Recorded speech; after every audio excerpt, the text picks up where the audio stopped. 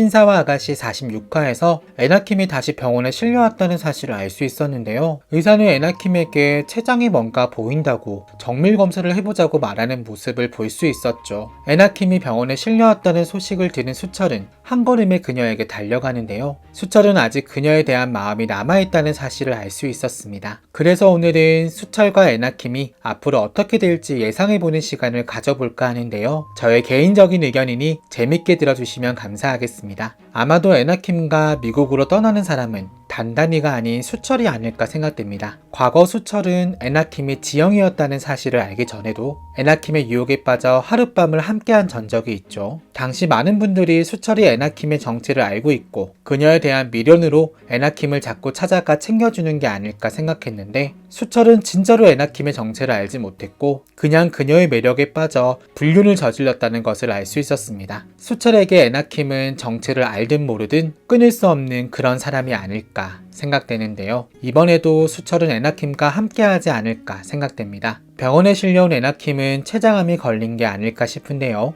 췌장암은 침묵의 암으로 불린 만큼 초기 발견이 힘들다는데 췌장암이 상당히 진행될 때까지 특별한 증상이 없다고 합니다. 하지만 에나킴은 갑자기 쓰러져 병원에 실려오게 되는데 증상이 나타났다는 것은 암이 상당히 진행되었다고 볼 수 있지 않을까 싶은데요. 검사를 해보자는 의사의 말에 불안해하는 에나킴이었죠. 그리고 그녀 옆에서 별거 아닐 거니 걱정하지 말라 말하는 수철을 볼 수 있었습니다. 하지만 에나킴은 결국 췌장암으로 시한부 선고를 받는 게 아닐까 싶은데요. 에나킴은 충격적인 소식에 수철을 찾아가 눈물을 흘리며 자신이 잘못했다고 제발 살려달라고 애원하게 되지 않을까 예상해 볼 수 있었습니다. 자신이 수철이와 단단이를 버렸기 때문에 벌을 받는 거다 말하며 용서를 빌 것으로 보이죠. 수철은 무너져 내린 에나킴을 보며 어떤 마음이 들까요? 더 이상 에나킴에 대한 마음을 참지 못하고 그녀와 함께하려는 수철이 아닐까 생각됩니다. 지금껏 수철은 다른 사람 몰래 에나킴과 지속적으로 연락을 주고받고 있죠. 에나킴이 어떻게 지내고 있는지 알고 있냐는 연실의 물음에도 자신이 어떻게 알겠냐 말하는데 단단히 때문에 연락을 하고 있다고 떳떳하게 말하지 못하는 수철이었습니다.